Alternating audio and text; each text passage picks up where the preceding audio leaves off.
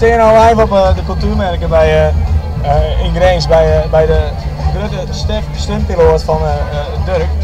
Dirk heeft het echt vreselijk mooi maken. En deze stuntpiloot zorgt eruit voor dat wij hem echt elke keer goed eruit zien.